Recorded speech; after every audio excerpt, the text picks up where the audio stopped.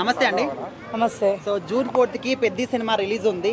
అయితే సోషల్ మీడియాలో ఒక వార్ నడుస్తుంది, ట్విట్టర్లో ముఖ్యంగా రామ్ చరణ్ గారి ఫ్యాన్స్కి, అల్లు అర్జున్ గారి ఫ్యాన్స్కి స్టోరీ సెలెక్షన్ కానీ, కంటెంట్ కానీ, ఆఖరికి లుక్స్, ప్రమోషన్స్ కూడా అల్లు అర్జున్ని రామ్ చరణ్ ఫాలో అవుతున్నాడు అని ఒక మాట. మీరు ఏం చెప్తారు దీనికి? అసలు ఇది వర్స్ట్ కంపారిజన్.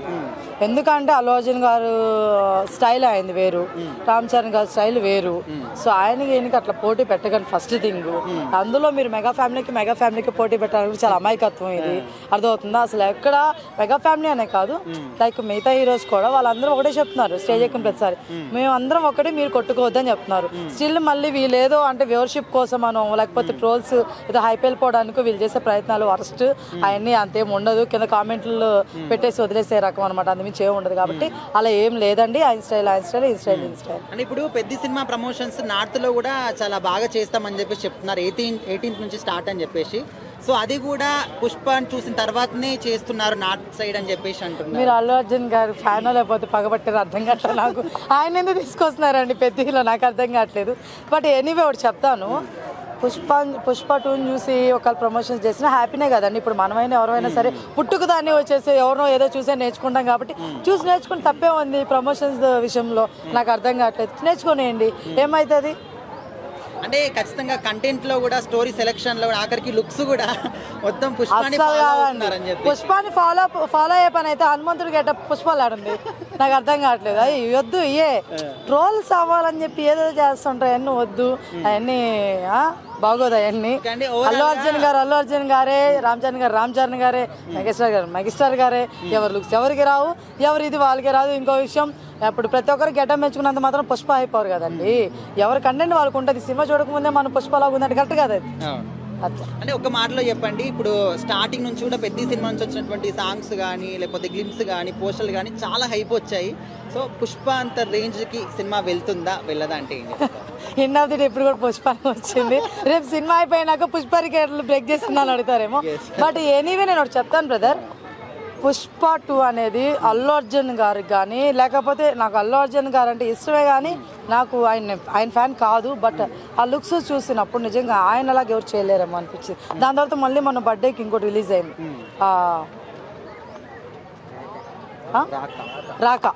సో రాక అది చూసి నాకైతే నిజం చెప్తాను, లిటరల్లీ ఎవరైనా సరే అల్లు అర్జున్ గారు ఫ్యాన్ అయిపోతారేమో. అంటే ఆయనకున్న ఇదిని చూశారు, నేను ఫ్యాన్స్ కోసం ఏదో చెయ్యాలని అనిపించింది. వేరే లెవెల్ బ్రో, అది వేరే లెవెల్. సో ఆయన కష్టం, ఆయన పుష్ప ఆయన వేరండి, అర్థమవుతుందా? ఇక్కడ రామ్ చరణ్ గారు ఇది వేరు పెద్ద. సో ఈయన గేమ్ చేంజర్ గురించి వచ్చిన ట్రోల్స్ అవ్వచ్చు, లేకపోతే కొంతమంది గ్లోబల్ స్టార్ అని ఎందుకు పెట్టారు దీనికా అని చెప్పేసి ట్రోల్ చేసిన వాళ్ళు తెలుసు, వాళ్ళందరూ గ్లోబులు తిరిగిపోయేటట్టు వాడతాడు. అదైతే నేను చెప్పగలుగుతా ఈ మూవీతో, అదైతే పక్కాగా అనిపిస్తుంది. గ్లిమ్స్లోనే వేరే లెవెల్లో చూపించారండి. ఇంకా సినిమా ట్రైలర్ వస్తే ఇంకా ఊగిపోద్ది, మామూలుగా ఉండదు. కానీ ట్రైలర్ వచ్చిన తర్వాత సినిమా డేట్ మార్చద్దు ప్లీజ్. ఎందుకు చెప్తున్నానంటే ఇప్పటికే మీరు చేసింది చాలా ల్యాగ్, అర్థం ఇంకా ల్యాగ్ చేసుకుంటా పోతే కరెక్ట్ కాదు. దీని పక్కన పెడితే కొంతమంది ఫ్యాన్స్ ప్రమోషన్ స్టార్ట్ చేయండి లేకపోతే నేను చచ్చిపోతాను అన్నాడంట. బ్రో ఏం మాట్లాడుతున్నావు బ్రో? ఆయన ప్రమోషన్ చేయకపోతే నువ్వెందుకు చచ్చిపోతావు బ్రో? నాకు అర్థం కాదు. ప్రాణం ఇచ్చింది మీ అమ్మనా లేకపోతే రామ్ చరణ్ గారు పెద్ద మూవీనా? సరే పోనీ ఒక మాట చెప్తాను, నువ్వు చచ్చిపోతావు ఓకే, ఎల్లుండి రిలీజ్ అవుతుంది, ఈరోజు చచ్చిపోతే ఎల్లుండి రిలీజ్ అవుతుంది, నువ్వు చూస్తావా? అంటే స్వర్గం నుంచి చూస్తావా నువ్వు? ఏం మాట్లాడుతున్నావు బ్రదర్? కొంచెం ఓపిక బట్టి వస్తుంది కదా. చూడు ఇలా అప్పుడు పెద్ద కాకపోతే ఈ రోజు వీరభద్ర సినిమా వచ్చింది చూడు, ఇంకో సినిమా చూడు, అంతేగాని పెద్ద కోసం చచ్చిపోవడం ఏంటి? నువ్వు చచ్చిపోతే అలా కాదు అంటే ఇప్పుడు ఆయన చచ్చిపోతే రిలీజ్ అవుతుంది సినిమా, పోనీ అవ్వదు కదా. నీ ప్రాణం విలువ ఇక్కడ పక్క ఏమీ లేదు పెద్దకి. సో అలాంటప్పుడు నువ్వు ఇలాంటి ఏదో ఆలోచన పెట్టుకో మాకు. నువ్వనే కాదు ఎవరెవరు అది కామెంటరీ చేస్తున్నారు లేకపోతే యూస్ కోసం చేస్తున్నా నాకు తెలియదు, కానీ ఇలాంటి వరస్ట్ థాట్స్ ముందు పక్కన పెట్టండి, అర్థమవుతున్నా? పైకి వచ్చే పనులు ఏమన్నా ఉంటే చూసుకోండి. అది నన్ను ఇప్పుడు కామెంట్లు వేసుకుంటారు, ముందు నువ్వు పైకి రా పార్కులో కూర్చోకుండా అని, అది వేరే విషయం. What ever okay. అంటే నేను చెప్తున్నాను, ఉన్న మాట చెప్తున్నాను బ్రదర్, ఎవరి ఫ్యాన్ అయినా సరే వెయిట్ చేయాలి సినిమా కోసం తప్ప చావకూడదు, అర్థమవుతుందా? ఫ్యాన్స్ కోసం చావడాలని నాకు నచ్చట్లేదు. మీ ఇంట్లో వాళ్ళ కోసం చావండి కావాలంటే. ఫస్ట్ ఆఫ్ ఆల్ మీ ప్రాణం మీ విలువ, ఎవరెవరో కోసం తీసుకోవద్దు, ఇది పక్కన పెట్టండి. నెక్స్ట్ సినిమా రిలీజ్ అవ్వదేమో అని చెప్పి డౌట్ ఎందుకు వస్తుందిరా అంటే, ఈ వంశీ గారు దిల్ రాజు గారు సడన్గా పుట్టుకొచ్చేసారండి మొన్నటికి. ఇన్ని రోజులు శ్రీరామ్ థియేటర్ కనిపించడానికి ఇన్ని రోజులు ఏషను ఇప్పుడు ఎందుకు మాట్లాడుతున్నారు తెలుసా? రీమోడలింగ్ చేశారు ఈ మధ్యనే ఒక స్క్రీను, అందుకని పుడుక్కుమంట వచ్చేస్తున్నారు బయటికి. ఏమబ్బా భయ్య, అదే ఏషియాలో మేము సినిమాలు చూసినాం, మెలుకులు తిరుగుతుంటాయి ముందర. తెలుసా సీట్ల ముందు ఎలుకలు పోతుంటాయి. శ్రీరాములు ఇంత ఎలుకను ఒక్కసారి కూడా చూడలే, గోకుల్లో కూడా చూడలా సినిమాకి వెళ్ళినప్పుడు.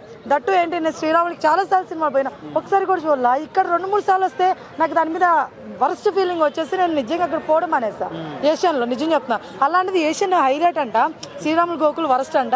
ఏం మాట్లాడుతున్నారు బ్రో మీరు? వంశీ గారు మీకు మైండ్ ఉందో లేదు నాకైతే అర్థం కావట్లేదు. శ్రీరాములు చాలా బెస్ట్ థియేటర్. ఒక అభిమాని లోపలికి వస్తే వాళ్ళని ఎలా ఎంటర్టైన్ చేయాలనేది ఆ థియేటర్ వాళ్ళకి తెలుసు. ఆ లెవెల్లో ఉంటుంది. ఏడేసినాడు ఉంటాడు, మ్యూజిక్ వచ్చినప్పుడు దమ్మని పెడతాడు, లేదంటే ఇది చేస్తాడు. ఇదేంటి నాకు అర్థం కావట్లేదు. ఇలా చేయొద్దు, మీరు ఏదో కుట్ర పలుకుతున్నారు, ఇవన్నీ చేయకండి. ఇంకో విషయం, ఈ వివాదం కానీ పెద్ద మీద పడితే మాత్రం చాలా వరుసగా ఉంటుంది. పెద్ద మూవీ తర్వాత ఏమైనా వీక్కోండి మీరు. అదవుతున్నా సినిమాలు లేవురా, ఇంకా మనకి ఇప్పుడు పెద్ద సినిమాలు ఏం లేవు అన్న టైంలో మీరు ఇలాంటి వివాదాలు చేసుకోండి తప్ప, పెద్ద సినిమాలు రిలీజ్ అయ్యే టైంలో మీరు థియేటర్ బాగాలేదు, యాజమాన్యం బాగాలేదు, ఇలాంటి పుకాలు పుట్టించకండి ప్లీజ్.